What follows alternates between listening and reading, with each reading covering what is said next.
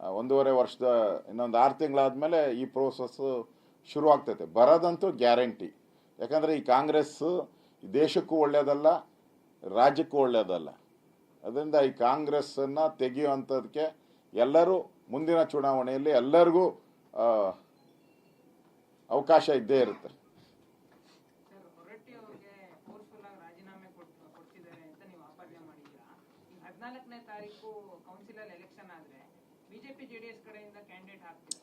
ಆಪಾದನೆ ಅಲ್ಲ, ಇದು ರಿಯಾಲಿಟಿ. ಆಪಾದನೆ ಬೇರೆ, ರಿಯಾಲಿಟಿ ಬೇರೆ. ಈಗ ಹೊರಟ್ಟಿಯವರೇ ಇವತ್ತು ಸ್ಟೇಟ್ಮೆಂಟ್ ಕೊಟ್ಟಿದ್ದಾರಲ್ಲ, ನಾನು 14 ಕೊಡಬೇಕು ಅಂತ ಬಲತ್ಕಾರವಾಗಿ ತಗೊಂಡ್ರು ಅಂತ ಮಾಧ್ಯಮದಲ್ಲೇ ಹೇಳಿಕೆ ಕೊಟ್ಟಿದ್ದಾರಲ್ಲ. ಇದಕ್ಕಿಂತ ಕಪ್ಪಾಳ ಮೋಕ್ಷ ಕಾಂಗ್ರೆಸ್ಗೆ ಇನ್ನೇನು ಬೇಕಾಗಿದೆ? ಇದಕ್ಕಿಂತ ಕಪ್ಪಾಳ ಅವರು ದಮ್ಮಿದ್ದಿದ್ರೆ ಕಾಂಗ್ರೆಸ್ ಅವರಿಗೆ ಅವಿಶ್ವಾಸ ನಿರ್ಣಯ ತರ್ಬೋದಾಯಿತು. ಯಾರು ಬೇಡ ಅಂತ ಹೇಳಿದರು? ಪ್ರಜಾಪ್ರಭುತ್ವದಲ್ಲಿ ಅವಕಾಶ ಇದೆ, ಅವಿಶ್ವಾಸ ನಿಲುವಳಿ ತರಬೇಕಾಯಿತು. ಅದು ಬಿಟ್ಟು ಅವ್ರ ಆಫೀಸ್ಗೆ ಯಾಕೆ ನುಗ್ಗಿದ್ದು? ಏನು ಅವಶ್ಯಕತೆ ಇತ್ತು ಆಫೀಸ್ಗೆ ಹೋಗಿ ನೀವು ಮಾತಾಡೋ ಅಂಥದ್ದು? ಒಬ್ಬ ಮುಖ್ಯಮಂತ್ರಿ 20 ಜನ MLAಗಳು ಕರ್ಕೊಂಡೋಗಿ ಧಮಕಿ ಹಾಕುವಂಥ ಅವಶ್ಯಕತೆ ಏನಿತ್ತು? ನೀವು ಅವಿಶ್ವಾಸ ತಂದಿದ್ರೆ ಡಿಬೇಟ್ ಆಗ್ತಾಯಿತ್ತು, ಚರ್ಚೆ ಆಗ್ತಾಯಿತ್ತು. ಡಿಬೇಟಲ್ಲಿ ಏನು ಹೊರಹೊಮ್ತಾ ಇತ್ತು ಅದ್ರ ಪ್ರಕಾರ, ಸಂವಿಧಾನದ ಪ್ರಕಾರ ನಡೀತಾ ಇತ್ತು. That is the rule. ಆ ರೂಲನ್ನು ಬಿಟ್ಟು ನೀವು ಅವ್ರ ಚೇಂಬರ್ಗೆ ನುಗ್ಗಿದ್ದು ಫಸ್ಟ್ ಅಪರಾಧ. ಅವ್ರು ಒತ್ತಡ ಹಾಕಿರೋದು 2ನೇ ಅಪರಾಧ. ಬಲಾತ್ಕಾರ ಸಹಿಸ ಹಾಕಿರೋದು 3 ಅಪರಾಧ. ಈ 3 ಅಪರಾಧ ನಿಮ್ಮಲ್ಲಿದೆ. ಆಲ್ಮೋಸ್ಟ್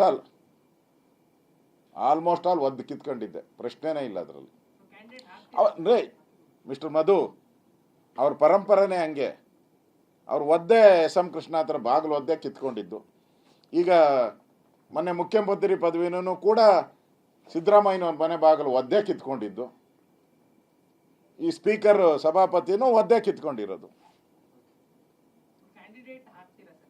ಅದನ್ನು ನಮ್ಮ ಪಾರ್ಟಿಯಲ್ಲಿ ಚರ್ಚೆ ಮಾಡ್ತೀರಿ. Thank you. ಬೆಂಗಳೂರ್ದು ಒಂದಿದೆ ಹೇಳ್ಬಿಡ್ತೀನಿ. ಒಂದೇ ಕಾಂಗ್ರೆಸ್ ಅವರು ಸ್ವಚ್ಛ ಬೆಂಗಳೂರು ಹೆಸರಲ್ಲಿ ಕಾಂಗ್ರೆಸ್ಸಿನ ಹೊಸ ಲೂಟಿಯನ್ನು ಪ್ರಾರಂಭ ಮಾಡಿದ್ದಾರೆ. ನಮಗೆ ಬೆಂಗಳೂರನ್ನು ಸ್ವಚ್ಛವಾಗಿಡ್ತೀನಿ, ಅದೇನೋ ಸ್ವತಂತ್ರ, ಕಸದ ಸ್ವತಂತ್ರ ಅಂತಂದೆ. ಈಗ ಆ ಸ್ವಚ್ಛತೆ ಹೆಸರಲ್ಲಿ ಹಿಂದೆ ನರೇಂದ್ರ ಮೋದಿಯವರು ಇಡೀ ದೇಶಕ್ಕೆ ಸ್ವಚ್ಛ ಭಾರತ್ ಹೆಸರಲ್ಲಿ ಅಭಿಯಾನ ಪ್ರಾರಂಭ ಮಾಡಿದರು. ಎಲ್ಲ ರಾಜ್ಯಗಳಿಗೂ ಸ್ವಚ್ಛ ಭಾರತ್ ಹೆಸರಲ್ಲಿ ಹಣವನ್ನು ಕೂಡ ಬಿಡುಗಡೆ ಮಾಡಿದ್ದಾರೆ. ಇದೇನು ಹೊಸದೇನಲ್ಲ.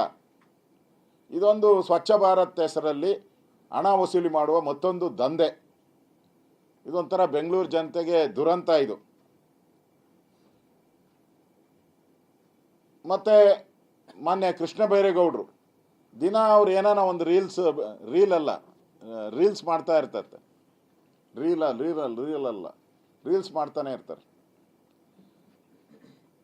ಈಗ ಮನೆಗೆ ತೆರಿಗೆಗಳನ್ನು ಕಟ್ಸ್ಕೊಂತಾರೆ. ಎಲ್ಲ ಮನೆಗೂ ಸ್ವಾತಂತ್ರ್ಯ ಬಂದಾಗಿಂದ ಇದುವರೆಗೂ ಎಲ್ಲ ಮನೆಗೂ ತೆರಿಗೆಯನ್ನು ನಾವು ಕಟ್ತೀರಿ. ಅದರಲ್ಲಿ ಎಲ್ಲ ಸೇರಿರ್ತತೆ. ತೆರಿಗೆ ಅಂತ ಹೇಳಿದ್ರೆ ಎಲ್ಲ ಗಾಳಿ ಬೆಳಕು ಏನೇನಿದೆಯೋ ಎಲ್ಲ ಆ ಮನೆಗೆ ಸಿಗುತ್ತೆ ಅನ್ನೋ ದೃಷ್ಟಿಯಿಂದ ಎಲ್ಲ ಹಾಕಿರ್ತಾರೆ. ಟ್ಯಾಕ್ಸ್, ಕಸ ಇರ್ಬೋದು, ಎಲ್ಲ ಗಾರ್ಬೇಜು ಎಲ್ಲದಕ್ಕೂ ಸೇರಿ ತೆರಿಗೆ ಹಾಕೋದು. ಈಗ ಹೊಸದಾಗಿ ಸ್ವಚ್ಛತಾ ಶುಲ್ಕ 20-30ಕ್ಕೆ 6,700, ಕಾಂಪೌಂಡ್ ಇದ್ದರೆ 7,700. ಅಂದರೆ ಕಾಂಪೌಂಡ್ ಎಲ್ಲ ತೆಗೆದು ಬಿಡ್ಬೇಕು. ಇನ್ಮೇಲೆ ಯಾರ್ಯಾರು ಕಾಂಪೌಂಡ್ ಹಾಕಿದ್ರು ತೆಕ್ಕೊಂಬಿಡಿ ಎಲ್ಲರೂ.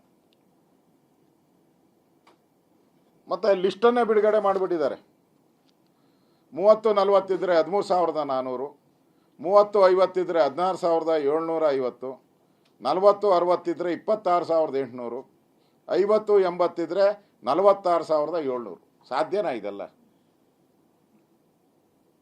ಅವ್ರು ತಗೊಂಡಾಗ ಸೈಟ್ಗೆ ಅಷ್ಟು ದುಡ್ಡು ಕೊಟ್ಟಿರಲ್ಲ.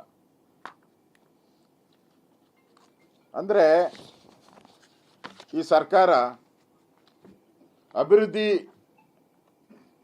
ಇಲ್ಲ. ಈಗ ಬೆಂಗಳೂರಲ್ಲಿ ಅಭಿವೃದ್ಧಿ ಇಲ್ಲ. ಈಗ ಮೊನ್ನೆ ಹೇಳಿದ್ರು, ಕೃಷ್ಣ ಬೈರೇಗೌಡ ಮಂತ್ರಿ ಆದ ತಕ್ಷಣ ಹೇಳಿದ್ರು, ಎಲ್ಲ ಕಾರುಗಳು ಅಂದರೆ ರೋಡಲ್ಲಿ ನಿಂತಿರೋ ಕಾರುಗಳೆಲ್ಲ ಖಾಲಿ ಮಾಡಿಸ್ಬಿಡ್ತೀನಿ ಅಂತೇಳಿ 4 ಸ್ಟಿಕ್ಕರ್ ಹಾಕಿದ್ರು. 4 ಕಾರಿಗೆ ಸ್ಟಿಕ್ಕರ್ ಆದರು, ಅದರಲ್ಲಿ ಒಂದು ಮಾತ್ರ ಎತ್ಕೊಂಡು ಹೋಗಿದ್ದಾರೆ, 3 ಹಂಗೆ ಬಿದ್ದಿದೆ ಅಲ್ಲೇ.